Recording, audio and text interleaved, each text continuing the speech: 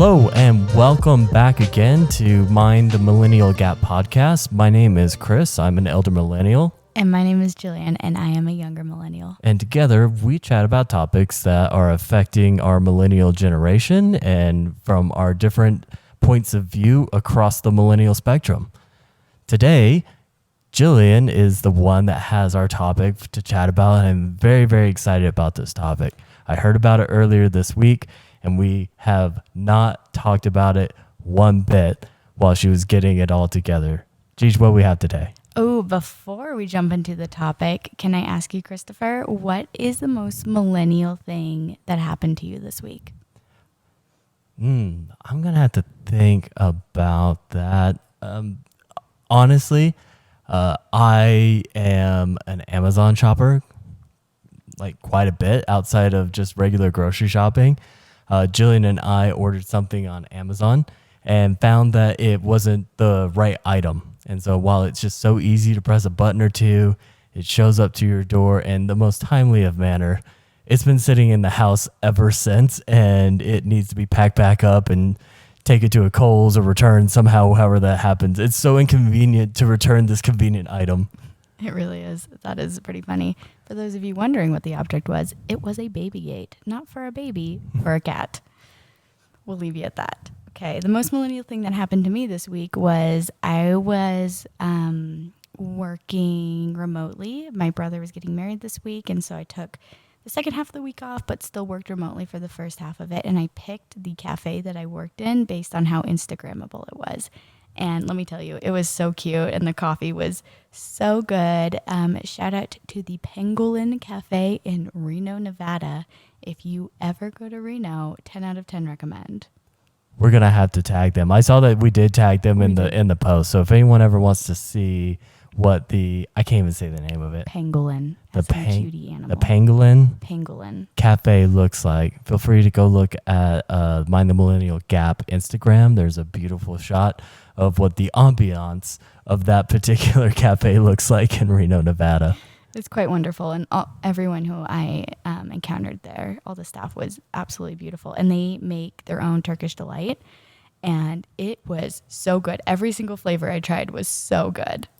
So, wow, interesting. Yeah. They did a lot of custom things. I've heard like the other couple stories that you told me about this little cafe that you spent a handful of hours in during the course of the week. Took my sister back because I was like, you have to see this. You'll love it. And we picked up some chais on our way out. It was so good.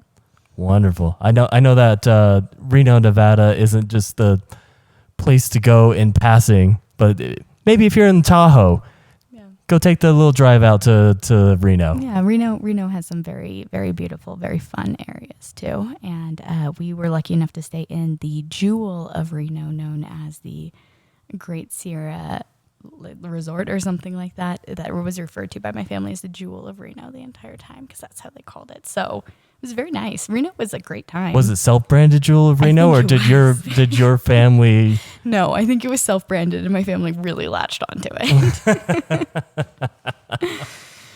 Yeah. Fair enough. I guess if you have a slogan and people believe that it works, right? Yeah, it really was. Awesome. Well, thank you for sharing your millennial experience. Before we jump into, I also want to apologize for my voice. I had a cold a few weeks ago, and it's gone, but I still have a little bit of a scratchy voice. So sorry for that. The end. Yeah, if we knew how to do actual sound for a podcast, we could probably cover that up. Probably, but just a little scratchy still. Alrighty, you ready to jump in, Chris? I am so excited. Alrighty. So our topic today, and for at least the next episode, and maybe the next 2 episodes even, is going to be millennials and religion.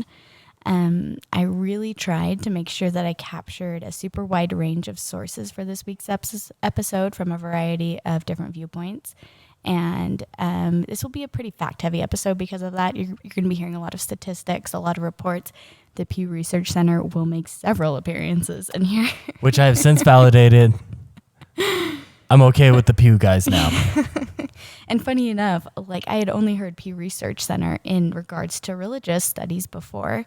And so I thought that they were only a religious studies organization and not just like a broad. They're just a general survey base, right? Yeah. So we're using Pew in the way that I thought Pew was going to be always used in this episode. So I'm excited. I also wanted to acknowledge that, like, as people, as humans, we often have some unconscious biases in topics based on our lived experiences.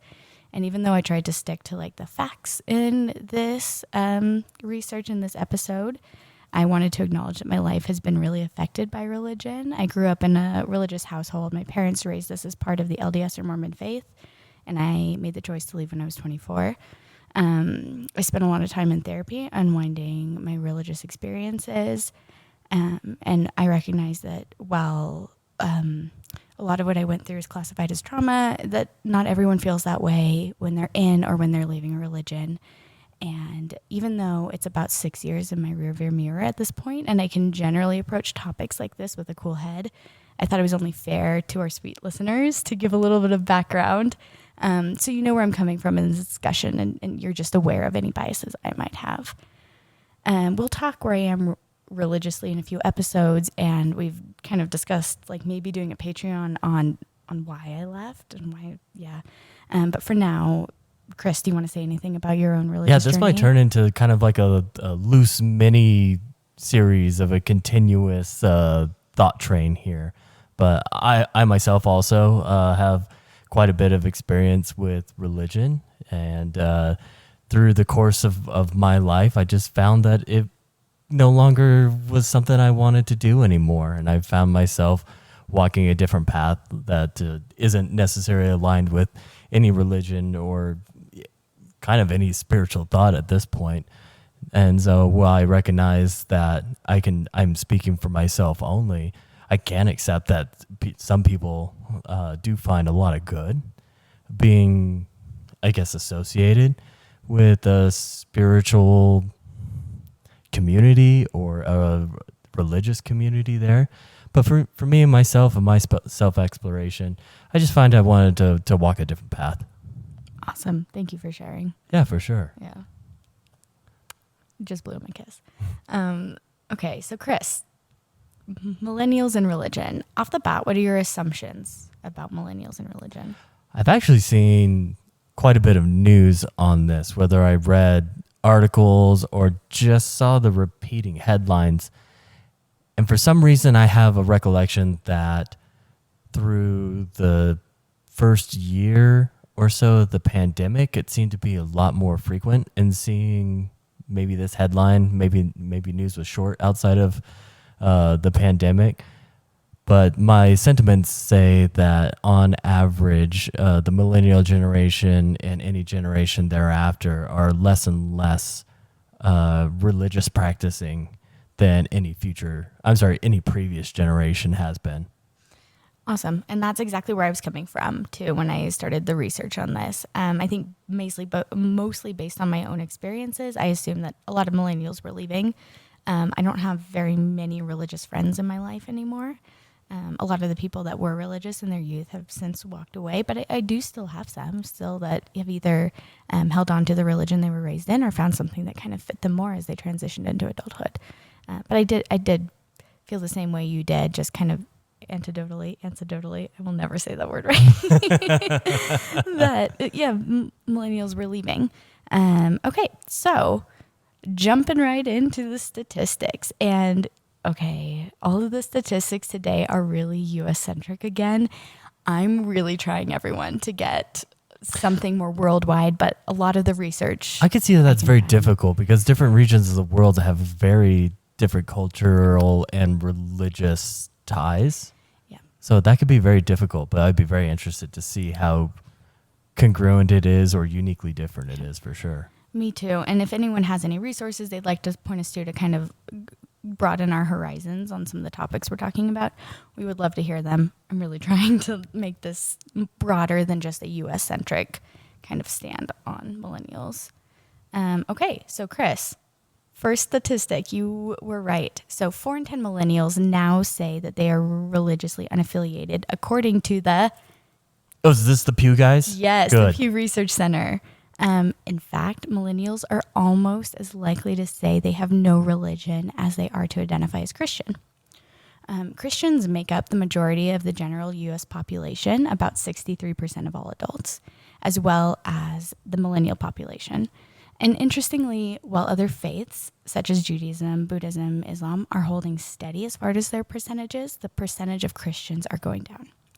So, to quote Caroline Newman in an article titled Why Millennials Are Leaving Religion but Embracing Spirituality, really, when we are talking about people leaving religion, we are talking about people living Christianity.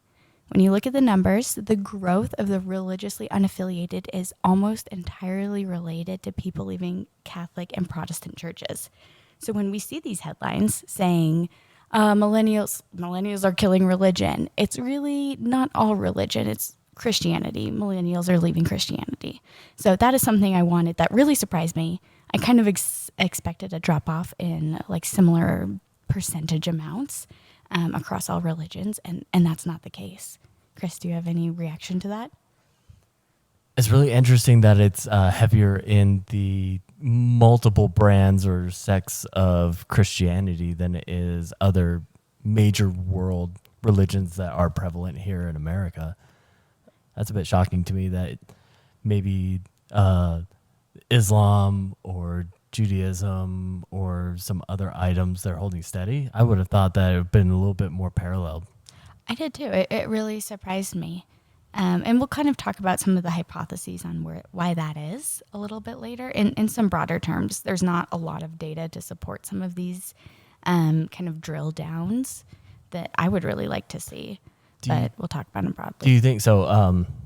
For the handful of people that do listen to our podcast, one, shout out. Thank you very much. We really appreciate it. It's more than a handful. But I listen to NPR in the car. I'm that guy. Apparently, I've been 20 years older than I am forever because I've listened to NPR in the car for a long time now at this point. But they're actually, this is correlating to a thought that I had today when I was listening to it, where they were talking about unionization and kind of the death of unions and how they've kind of brought back up again. But the thing that stood out to me most was they talk about just the death of the American community. Oh, interesting. And how it's created just more individualisms and less bonds as a community, where they attribute in that part of the country that they were talking about that the union actually brought people together, held them together, and they all took care of each other. Do you think potentially, and I do not know, I am not a theologic scholar, I don't qualify as anything here, but do you think that other religions outside of American Christianity have a better, like, tighter community, and whatever level of that you practice inside of that religion, you're still tied in by your community? Because my observations are that Judaism and Islam have pretty tight communities that also have religion within them, but where American Christianity, it seems to have lost a little bit more of its influence in America. I know there are certain outcomes lately that don't say that, but generally it's kind of lost a little bit of its influence of holding a community together. I think that's a really interesting thought, and something that I don't feel like fully equipped to speak on with full information and anything. And kind of two things that came to mind as you were talking. I wonder if in the U.S. these communities are typically smaller outside of Christianity, and I wonder if that brings some closeness to them and some like hanging on to it because it's people that you identify as. I know that the religion I belong to, it's a offshoot of Christianity, and there was a lot of Christianity where I grew up, but not a lot of Mormons. And all the Mormon kids hung out together, right? It was like you found comfort kind of in who you related to on a community level, or who accepted you outside of it, right? Exactly, like the weird girl who didn't drink caffeine or didn't wear tank tops. Yeah, couldn't play on Sundays. Yeah, so that was the first thing, and then the second is I really don't know. I don't know enough about how religion works in different countries, and truly, if anyone has a viewpoint or would like to come on and share their experience, we would love to hear it. Yeah, absolutely. We love engagement. We do have an email that is barren, mindthemillennialgap@gmail.com. We have an Instagram. Thank you for those who do interact with us. Open invitation to anyone who wants to interact with us on the TikTok or Instagram platforms. Yeah. And we really appreciate the interaction we've been getting so far. It's been really fun to chat with a lot of you. Alrighty. So kind of going back a second. So we just talked about how the religiously unaffiliated is almost entirely related to people leaving Catholic and Protestant churches. I was unfamiliar with what constitutes a Protestant. Anyone that's not Catholic. Yeah, and that's essentially what it was. A group that broadly is defined to include non-denominational Christians and people who describe themselves as just Christian, along with Baptists, Methodists, Lutherans, Presbyterians, and members of any other non-denominational families. So really, yeah, Catholics and Protestants, it's kind of the two sides of the coin. So it's just Christians that are leaving the church. So the Protestant share in particular is down 4 percentage points over the last 5 years and has dropped 10 points in 10 years. And Christians now outnumber religious nuns by a ratio of a little more than 2 to 1. And a religious nun is someone who identifies themselves on this Pew Research survey as having no affiliation to any sort of organized religion. In 2007, when the center began asking its current question about religious identity, Christians outnumbered nuns by almost 5 to 1. So it was 5 to 1 in 2007, so 15 years ago, and now that's crazy, that's 15 years ago, and now it's dropped to 2 to 1. So it's a pretty vast difference over the past years, and that's the years where millennials were really entering adulthood too, as well, which is highly correlated in a lot of the research that we've found. Chris, anything you want to say about that? Yeah, I'd be really interested to see past generations if they have fall off at a certain age about practicing, but still potentially not necessarily reverse that. If they identify but they don't practice, because that's kind of what the stat is saying. It's an identification whether you practice or not. Right. Like Right. I would assume that many people, while they're trying to figure out who they are in the young years of adulthood, Yeah. potentially walk away from the religion that they grew up with for a period of time, but they still could identify as such. That is very interesting. That, I don't have the data in front of me, but that is, I wonder kind of, what nuances there are there in practicing versus not, and what constitutes practicing. Like, are you taking your religion's, like, strict ideology and, like, making a checklist of, like, yes, I do this, I do this, I do this, and that's what constitutes practicing? Or is it, my names are on a roll somewhere, I go once a year, twice a year, and that counts as practicing? It would be very interesting to kind of figure out those nuances. Yeah. But I think generally just our generation is quite independent and quite curious. And unfortunately those things don't lead well to giving up some of the freedoms of that just following without question kind of tend and lead to believe. I'm sure this is an enormous math problem to find what truly is like the heavy weighted like variable here. Yeah. But it just seems sentimentally very curious very curious group of people, right? We will kind of talk about the why in just a minute, but one last thing I wanted to bring up in the what's going on statistically with millennials and religion is a lot of these studies that were actually conducted before the coronavirus pandemic. And as we know, kind of also just by anecdotally, did I say it right this time? You're so close. Anecdotally. By that word, that like people kind of look for something outside of themselves when there's time and hardship. So there was actually a study based on religion before and after the pandemic and how it affected, and they found the same thing. Millennials were still leaving at the same rate during the pandemic, and actually millennials were also praying less often, reporting to pray less often. And so that's any kind of outward expression to something other than yourself is what they're counting as a prayer. So 32% of those. Does posting on Reddit count? No, posting on Reddit does not count as a prayer. Although that is something bigger than us. I like it. Picasso. But 32% of those after the pandemic that were in the millennial age that were researched said they seldom or never pray.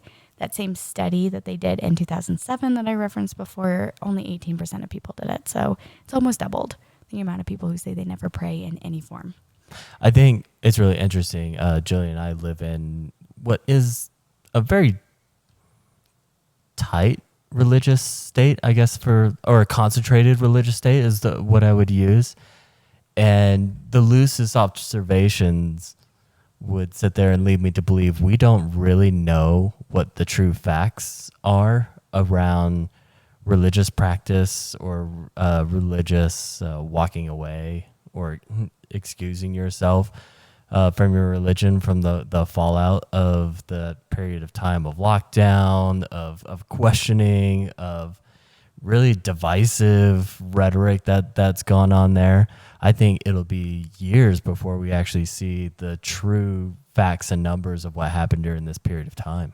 I totally agree with you. And even observationally, the community that we are kind of in the middle of is the LDS community. And I've had many encounters with people who have, during the pandemic, when everyone was at stay-at-home orders and church was not happening at all or was happening via like a Skype type call, they kind of were able to explore what things that they wanted to keep, what they wanted to leave, what they found value with in the religion. And I had a lot of acquaintances leave during that time since they weren't kind of in the routine of going every week. And my thought is maybe that gave them like a clearer like break to kind of see this is something that's value to me. This is not. It kind of stripped away all of that for them. And these are just my observations, right? I don't want to put this on anyone else. Yeah, I would hope that maybe some people found happiness Yeah. in moving towards a religion or Right. a religious community too. Right. Maybe that really truly brought people solace in a time where it seemed very chaotic and there was a lot going on and a lot of uncertainty. So truly, it's hard to point out, like, what did the pandemic do for us religiously? But the statistics show people still left and people aren't praying anymore, which is very interesting to me. So we've established that millennials are leaving Christian religion, not all religion, Christian religion. So why? That alone is just so fascinating. I know, to me still. that like blew my mind. I wanted to tell you so bad.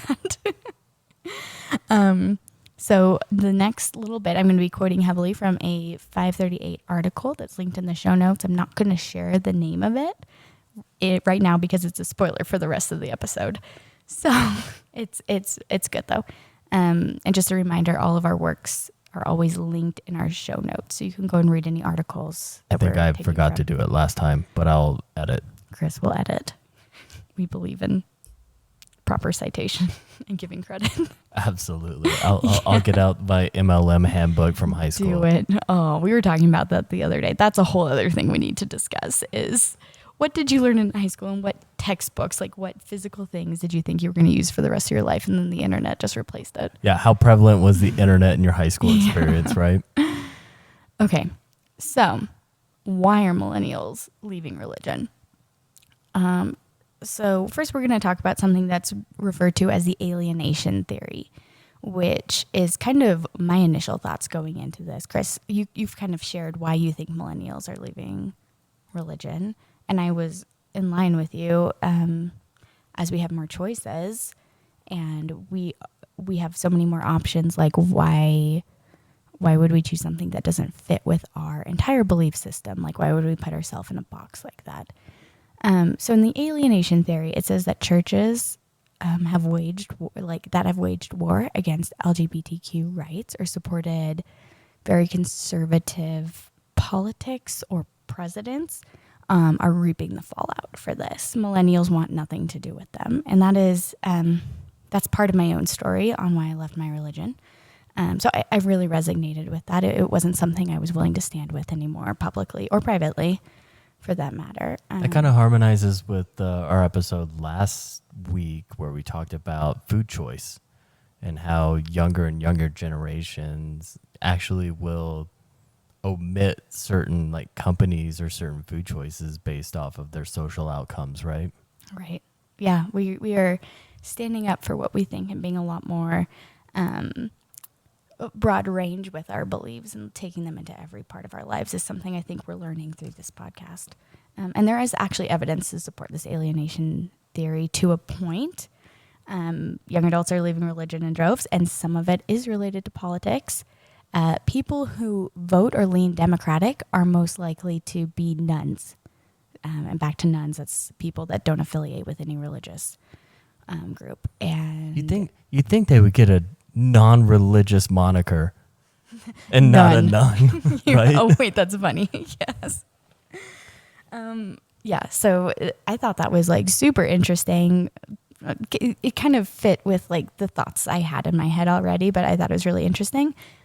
What amazed me though was they're not all atheists. About a third of all the nuns still say religion is somewhat or very important in their lives, and most say that they believe in something bigger than us, whether that's a God, whether that's a universe. Though that percentage holding theistic beliefs, so a belief in a God, is falling. So more people are believing that there's something bigger than us, but also not in a God. And that's the key. There's no religious affiliation. If the alienation theory fully explained what's going on in American religion, people would be leaving conservative religions in favor of ones that are liberal and LGBTQ affirming. There's lots of churches that exist. We have several in Salt Lake that do a lot of good in the community.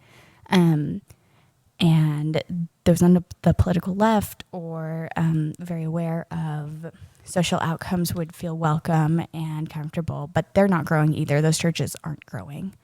Instead, people are just leaving religion, and like that's full stop. Like that's the end of the sentence. People are leaving still. They're not going somewhere where they feel more comfortable. So if it's not fully the alienation theory, like part of it can be kind of correlated to data, but part of it can't. So what else is there? Social science research has kind of suggested that Americans' relationship with religion is almost like it goes in waves, right? So people who were raised religious find themselves drifting away as young adults, get away from what you know, and then they kind of come back when they find spouses and start to raise their own families. So, as we've talked about before, millennials are kind of waiting to hit some of these major milestones, such as marriage, starting a family. So people were like, okay, they're just kind of late bloomers. When they meet these milestones, they're going to come back. And that really hasn't been the case. And we'll talk about more of that in a second. So what they did was they interviewed 2,500, and this is the American Enterprise Institute, interviewed 2,500 Americans that identified as millennials who were leaving religion, who had left religion. And this is kind of the themes that they came out as why people were leaving. So, for one thing, millennials did not have strong ties with religion to begin with, which means that they were less likely to develop habits or associations that made it easier to return to a religious community. So 17% of millennials said that they were not raised in any particular religion, compared to only 5% of baby boomers, our parents. So they're just perpetuating their childhood experience then. Right. And a lot of the Christian YouTube channels and podcasts I listened to in preparation for this also cited that, said their parents were not involved, so why would they be involved? They don't know anything about this. How do we bring people in that don't have a strong religious foundation? It was very fascinating. I'll link them too. I had a great time researching this. Okay, so and fewer than 1 in 3, so it's 32% to be exact, millennials said that they attended weekly religious services with their family when they were young. Baby boomers were at 49%. So there's a drop between where our parents were and then how millennials were fundamentally raised. I am now very interested in boomer fall off more than I am millennial. Do we know a boomer that's left a religion? I'm sure we could find one. Oh, I'm sure we could definitely find one, but that seems just question mark in my head only. I won't go down that rabbit hole. Okay. Very cool. Little asterisk there. Okay, another thing that millennials, that's kind of unique about millennials is millennials are also increasingly likely to have a spouse who is non-religious, which may reinforce their secular worldviews.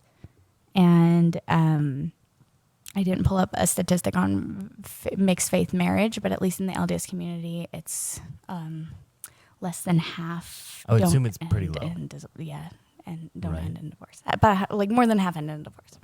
But it'd be really interesting to see if any data was out there. I would assume if millennials did identify as religious, that mixed faith relationships would actually be going up, assuming that someone did identify as religious. That's true. And I think it also depends on how high demand your religion is too. Like, is it something where you're constantly doing something for an organization that your spouse doesn't belong to or doesn't believe in? Or is it something that you're like, yes, I am this. These are very Christian holidays that I'll make sure that I attend some service for, right? Yeah. So I can only speak to the world that we know, and that statistics a few years ago. I'll link that as well. Okay. And then the last is kind of something that we've both talked about on separate occasions, and that changing view about the relationship between morality and religion also appears to have convinced a lot of young parents, so millennials that are having kids, that religious institutions are probably unnecessary for raising their children with the morals that they want them to develop and bring into adulthood. Do you think anyone just identifies as exhausted? I know that's how you identify. Yeah, maybe I was just teeing that up, but it's just, it seems that it's like, if I don't have to add anything extra into my life that's already quite full. Right. It seems like no one would go invite more in if they didn't have to. Exactly. And so, especially if you're not like super tied or super emotionally like tied to something, or through community tied to something, why would you bring on kind of that extra stress and extra time on yourself? We're busy. We've got things to do. And if it's not a priority, there's ways around kind of the, how do we instill values in our children factor that have nothing to do with religion at all. Yeah. Despite religion not being for me, I am actually quite fascinated by the world religions that exist out there, and how those systems come to be, how those belief systems might overlap others or are uniquely their own. And so by no means am I turning my back on just religious information. This is just my personal choice how I identify. But yeah, a millennial lifestyle, well, there's lots of them, but depending on them, if you maybe have a little bit more of a corporate millennial lifestyle and you're settling in a little bit later into your life, maybe there's a family there, maybe it's growing.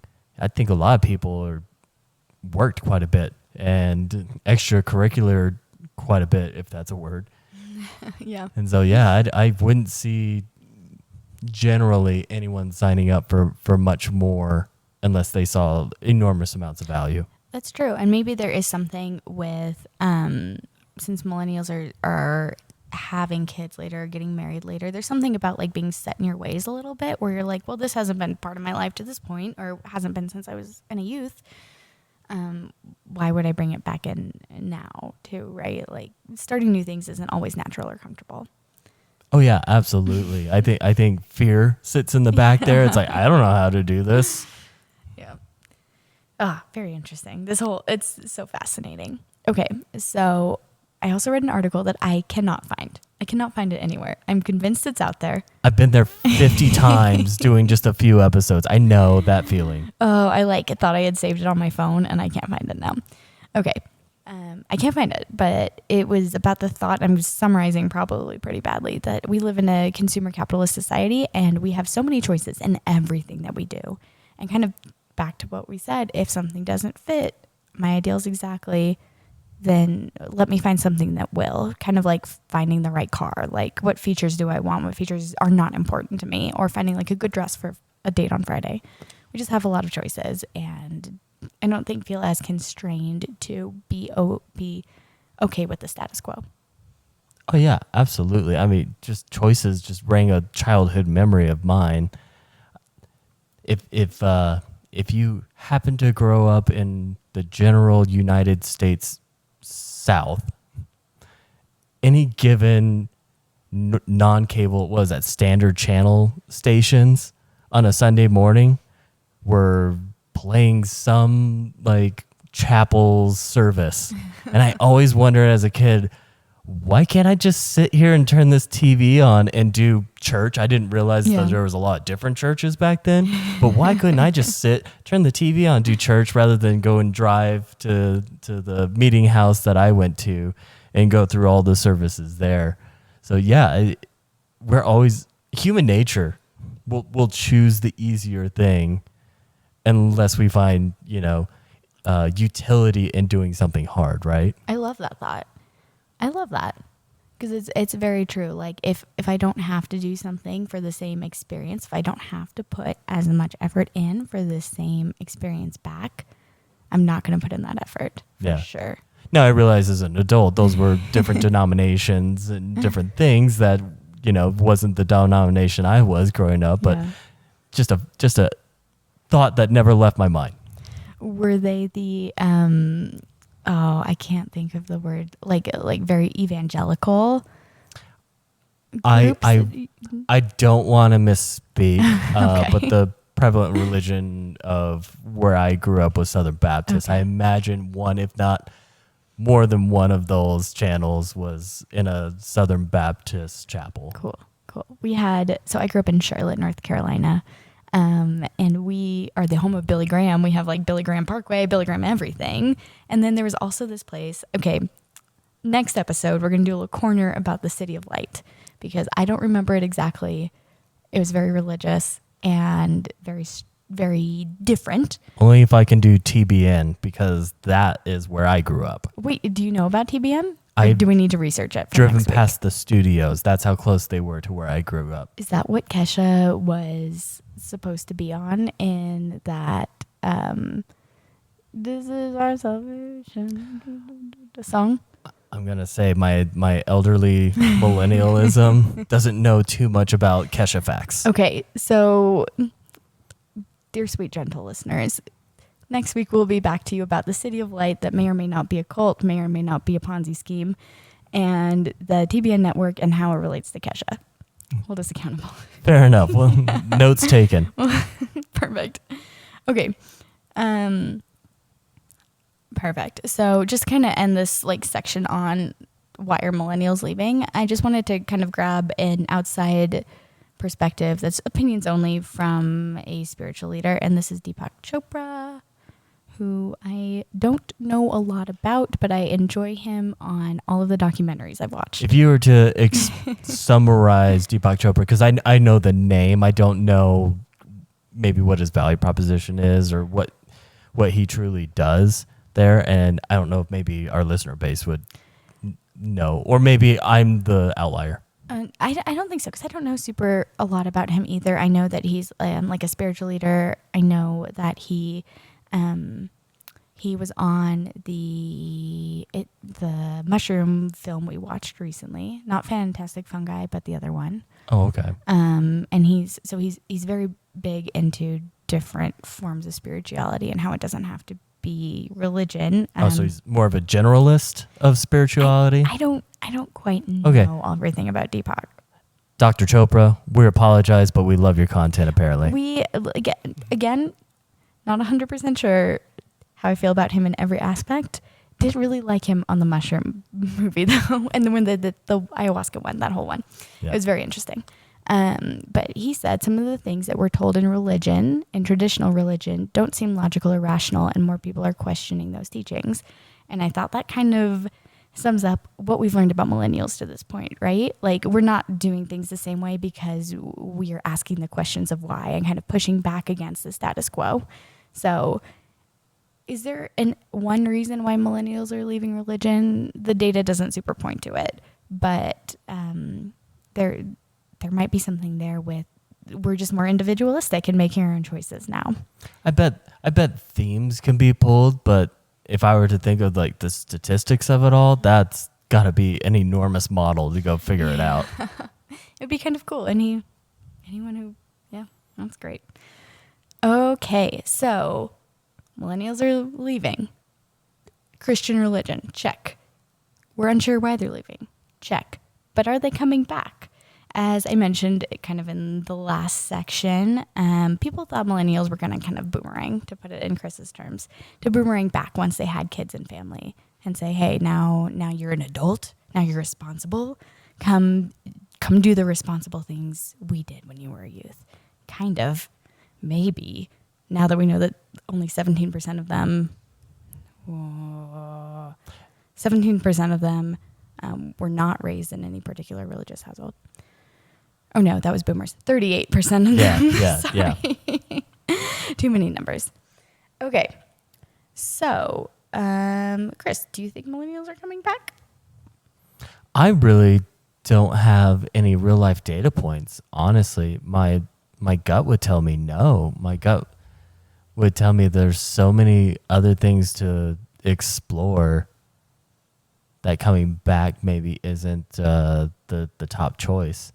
But I wouldn't rule it completely out. I think people can find comfort in it. I think there are scenarios where you can have those positive feelings or positive memories of childhood and being part of a religious or spiritual community, and then maybe longing for that again. So it might be more individualistic, but on the whole, I wouldn't say that people are coming back with any frequency.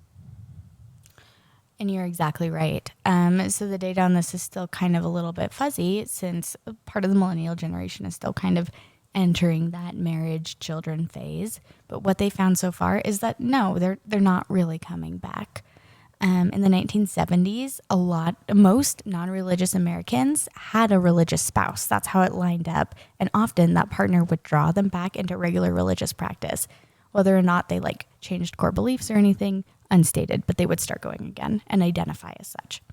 But now a growing number of unaffiliated Americans, so those nuns we were talking about, are settling down with someone who isn't religious. And that might be accelerated by a sheer number of romantic partners available and kind of the rise of online dating where you can filter out some traits or characteristics of people. I never ever would have put that together. Yeah, isn't that interesting? Because there's so many. I mean, there's obviously popular dating sites where you can list that attribute on your profile, absolutely. and people can say yes or no to viewing that attribute.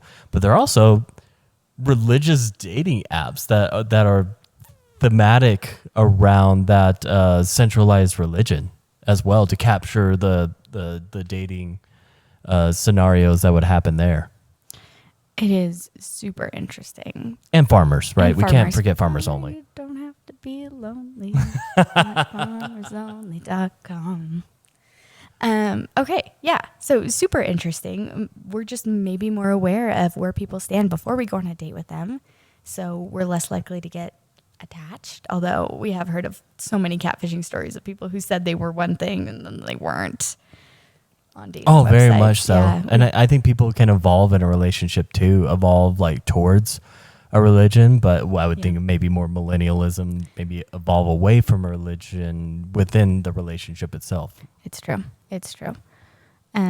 So interestingly, this is taken from an article by Michelle Margaralis, and she did an article for 538 as well on millennials and religion. I will put a little asterisk on it. Is when I read the article, it felt a little skewed to me.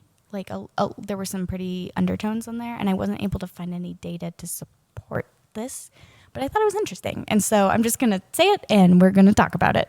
So Michelle says, at that critical moment when people are getting married and having kids, and their religious identity is becoming more stable, those that have left that are Republicans mostly do return to the religion. It's the Democrats that aren't coming back. I'd love to see data there. Me too. Me Like too. that's a bold statement without some numbers and a sample size that's acceptable. It is. It seemed very interesting to me though, and so Maybe it's observational within her life. it could absolutely be, and it could be kind of along the lines of some of the things we've talked about. Like people are no longer finding ideas that they support with an organized religion, and are moving away from it entirely. I don't know, but I thought it was a very fascinating and bold claim. And so I wanted to put that out into the ether and just, yeah, think about it. Huh. Interesting. Yeah, I don't think I'm going to spend too much time there until there's something substantiated. And who knows? Who knows if it will be, but yeah, very interesting. I think observationally it lines up to my own experience, but it's like my experience is at the tiny grain of sand on the tip of your hand. You don't. Oh, James right? Webb Telescope. That's 5 episodes, guys. Like I could just bore you to death with the James Webb Telescope. No, we love it. But yeah, gosh, here, just a thought. How many millennials even identify with a political party? Yeah. Right. That's where I sit there and say, I don't know to that statement. Yeah. No, I think it would be interesting to hear more about that for sure. Mm-hmm.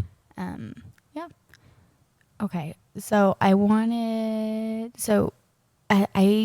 through a lot of Christian content looking for this, and confession, I already Chris is dying laughing over there. I already consume a lot of Christian content. My kind of unwinding time is to watch Christian couples on YouTube. And Define what these Christian couple YouTube channels are, because that is not fair to the listener. They're just like, oh, interesting, Jillian. No, define what this is. so they're typically evangelical Christians, and evangelical in that they evangelize, right? They're trying to get the word out about God and Jesus and his grace and everything. So it's a couple. I've only seen heterosexual couples on this. And they usually have an episode called When God Writes Your Love Story. And those are the ones that I love the most, because it kind of goes through their whole dating experience and then how unmistakably every time God is telling them that they belong together. Is it miraculous or is it subtle? Sometimes it's miraculous, sometimes it's subtle. Oh, okay. It usually is painted as pretty miraculous though. And like, I am very much for like, let people live their lives and do their thing. I just wish like I got any sort of divine confirmation that way too, ever in my life. I think that would be really cool. So I'm like very fascinated in people's love stories. And then there's a handful of couples that I watch, more than just kind of their relationship-y stuff. Although a lot of it is, and it's my favorite that I talk about all the time was Girl Defined. They are hugely problematic. They are sisters. I would not recommend listening or consuming anything of theirs pretty much ever. But they had an episode where they talked about happiness and if people deserve to be happy. And their answer was no, people don't deserve to be happy. Like full stop. This life is not for happiness. This life is for pain and suffering, and happiness comes after you're dead. That is quite a viewpoint. Yeah. And that like is so contrary to everything. And it's really like almost like it's changed how I do things. And every once in a while when I'm like super happy, I'm like, F you, Bethany, I am happy in this lifetime. Right? I will not ruin anything for anyone, but that complete undertone was in the new Thor movie. There of, forego happiness or embrace the suffering of life for what is eternal reward. And that's where I'll leave it. But yeah, that undertone is that's the catalyst for almost the entire movie. And I was like, ooh, that's a bit relatable. Yeah. Yeah. That's definitely something that was part of the religion we grew up with. Kind of almost martyrdom was a big subject of like, it's okay to be weird and pure, like persecuted in air quotes for your beliefs. And like, there's some things you're not going to be able to do in this lifetime, but it's okay because the reward will be so great. And I think that brings people, like some people, a lot of comfort. And so I'd never want to take that away from them. But my own viewpoints is like I don't think anyone can tell you what happens next. Like we all have our own viewpoints. And so why not live this life to the fullest and have the best life possible for yourself during this time in a way that benefits society. Like, right. Don't be like a total deviant, but yeah. But I have this saying that I kind of keep to myself. I think I've shared it with Jillian, but it's like, in this lifetime, like find your happiness and then find your way back to it as many times as you possibly can, because there are things that like pull us away from our happiness. I think regular life and all of that, but like when you can truly find like your genuine happiness, like leave yourself a breadcrumb trail. I could not agree more. And when you find things that don't resonate with your soul, like move away from them the best you can. That's something I hugely believe is trust your gut. Yeah, absolutely. Yep. So in one of my YouTube watches of this, I came across this man named John Jorgensen, who I was expecting just to like kind of suffer through this. I was doing one of those like paint by diamond things of Van Gogh's Starry Night. Wait. That wasn't a good enough explanation. As millennials, we've all had an experience with paint by number, whether that was in school or whether we took it on as a summer hobby because there was too much TV watching or something to that nature. They now have little plastic beads that resemble tiny jewels that you can paint by jewel is essentially what this is. Pretty fun. And Jillian is using a classic piece by Van Gogh and just mindlessly putting these beads on the paint by number. It's quite lovely and it entertains her. Yeah, it does. It's like a very good de-stressor for me. So I love it. So I was doing that. I was by myself in my Airbnb in Reno doing that one night, and I was watching this just expecting to hate it, and I actually really loved it. And to paraphrase what he says, this will be linked. Youth are like people in the church are not accepting of youth or their decisions, or saying they just party with the sinners. They're just doing these things with the sinners. And he was like, didn't Jesus party with the sinners? Isn't that what he was about? Like, he accepted everyone. And I have my own views on Jesus, which I will not be sharing on this podcast, but they are positive. I don't believe in the Jesus that's written down pretty much. But I do think if he did exist, he was a lovely person. And so that really resonated with me. And lastly, a Medium blog piece by Emily Cooper. She wrote, "We don't want coffee. We don't want multicolored stage lights." It referring to the things that churches are kind of doing to bring in more millennials. We want Jesus, and we can't find him in your churches. Ooh, that's wow. Wow. I forgot the name of that person, but woo. I know, like body chills, full body chills. Yeah. So and she's a self-proclaimed Christian that does not participate in.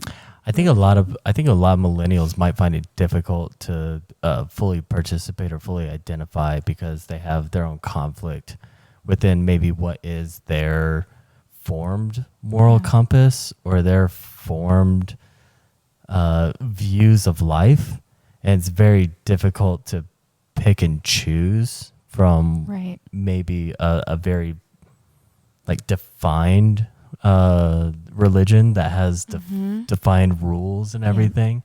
And I could see a mental struggle there, right? Yeah, I think so too. I think that's exactly because I don't think we're opposed. Well, I can only speak from a Protestant Christian footing here. Right.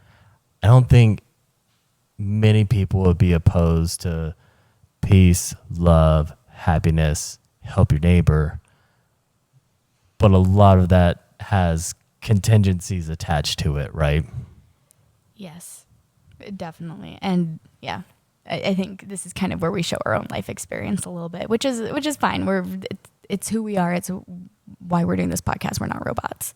We do have lived experiences, and we do feel these, like some of these things based on our own lived experiences. So thanks for being here with us as we kind of unpack some of these things live and on air too, as well.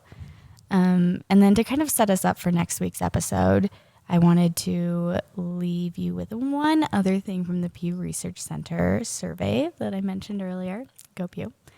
So even though millennials are less attached to organized religion than their parents or grandparents were at the same age, the same survey revealed that 80% of millennials believe in something greater than themselves, and increasing numbers identify with statements like, I feel a deep sense of spiritual peace and well-being, or I experience a deep sense of wonder about the universe.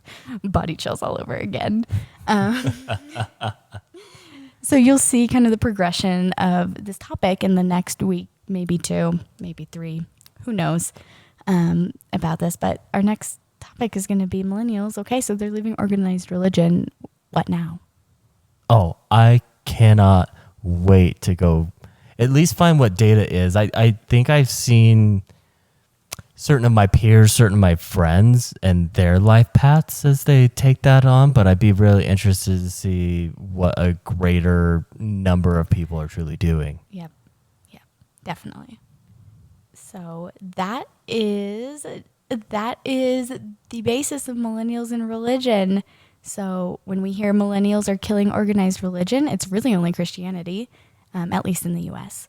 And while the reasons they're leaving are varied, they're not returning as they hit the milestones that other generations have kind of turned around and rejoined religion at. But a great majority, they believe in something greater than themselves. So there's our baseline. There's what we'll build upon. I've been waiting all week. I'm so glad we finally got to chat about this topic. It's so difficult, like, compiling this data and not talking to you, or you just being like, hey, this is the general, like, one-liner theme of what we're doing. I'm like, I have so many questions. I know. And we tell each other, like, pretty much everything. And so it's really hard not to be like, guess what? Every single time I find something that I think is really interesting. So, yeah. This, if for no one else, I had a blast. Me too. This was such an interesting conversation. Yeah.